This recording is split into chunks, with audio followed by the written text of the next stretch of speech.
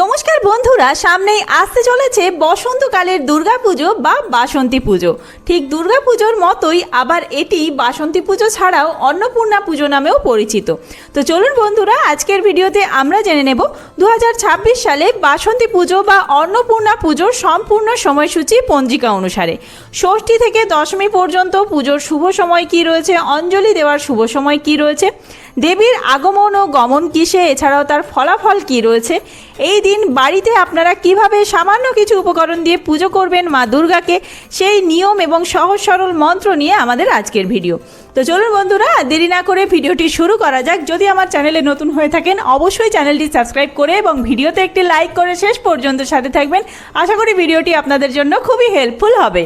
ভিডিওটির মূল পর্বে যাওয়ার আগে মা দুর্গাকে স্মরণ করে অবশ্যই কমেন্ট বক্সে লিখুন জয় মা দুর্গা, জয় মা বাসন্তী দেবীর জয়। অশুভ শক্তির বিনাশের কারণে যুগে যুগে বিভিন্ন মনীষীগণ আদ্যা শক্তির আরাধনা করেন।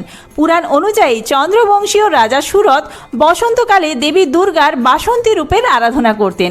সেই থেকেই এই বাসন্তী পুজো শুরু হয়েছিল। তো চলুন বন্ধুরা, আজকের ভিডিওতে আমরা জেনে নেব যে 2026 সালে বাসন্তী পুজোর সম্পূর্ণ সময়সূচি কী রয়েছে।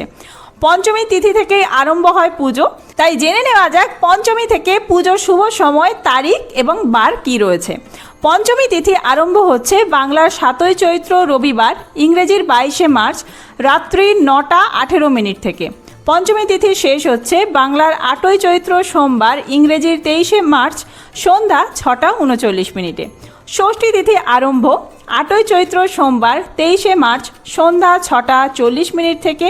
ষষ্ঠী তিথি শেষ 9 চৈত্র মঙ্গলবার, 24শে মার্চ এই দিন বিকেল 4:08। আর এই ষষ্ঠীতেই কিন্তু অশোক ষষ্ঠী ব্রত পালন করতে হবে আপনাদের।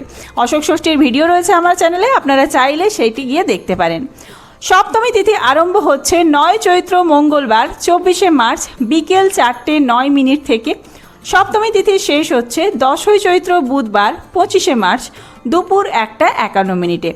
অষ্টমী তিথি আরম্ভ হচ্ছে 10ই চৈত্র বুধবার, 25শে মার্চ দুপুর 1:52 থেকে। অষ্টমী তিথি সমাপ্ত হচ্ছে 11ই চৈত্র বৃহস্পতিবার, 26শে মার্চ সকাল 11:49। সন্ধি পুজো, এই যে অষ্টমী তিথি রয়েছে এই দিনে সন্ধি পুজো আর বলিদান হয়।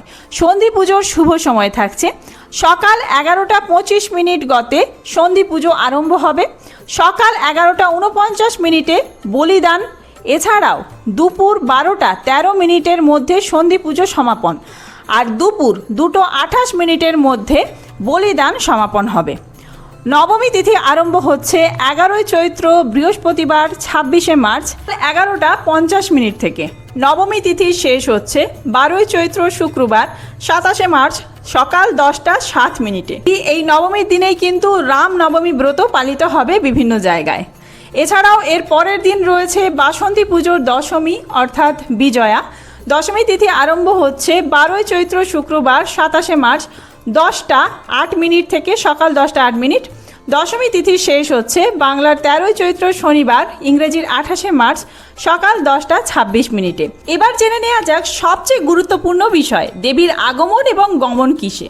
দেবীর আগমন এই বছর নৌকায় হচ্ছে, ফল শস্য বৃদ্ধি ও জলবৃদ্ধি, আর দেবীর গমন হচ্ছে ঘটকে, ফল ছত্রভঙ্গ। এবার চলুন জেনে নেওয়া যাক বাড়িতে কি কি উপকরণ দিয়ে আপনারা নিজের মতন করে মা দুর্গাকে এই দিন পুজো করতে পারেন। বাসন্তী পুজোর মূল আকর্ষণ হচ্ছে দেবীর প্রতিমা। বাজারে বিভিন্ন আকারের বাসন্তী প্রতিমা পাওয়া যায়।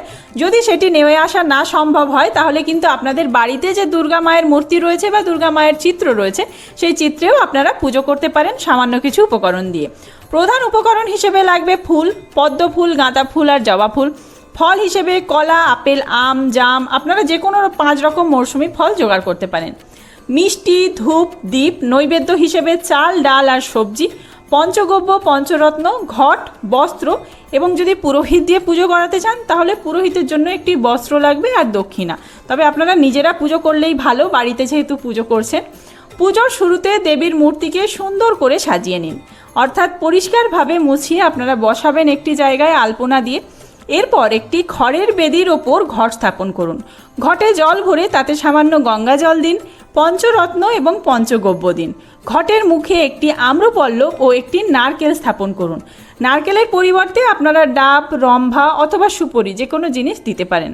এরপর কিন্তু পুজোর শুরুতেই সবার প্রথমে আপনারা পদ্ম ফুল অর্পণ করবেন দেবী বাসন্তীকে বা মা দুর্গাকে। তারপরে গাঁদা ফুল অথবা জবা ফুলের মালা থাকলে সেটি অর্পণ করবেন এবং ফল নৈবেদ্য যা কিছু এনেছেন মায়ের সামনে দেবেন এবং মাকে সেটি গ্রহণ করার জন্য আর্জি জানাবেন মনে মনে।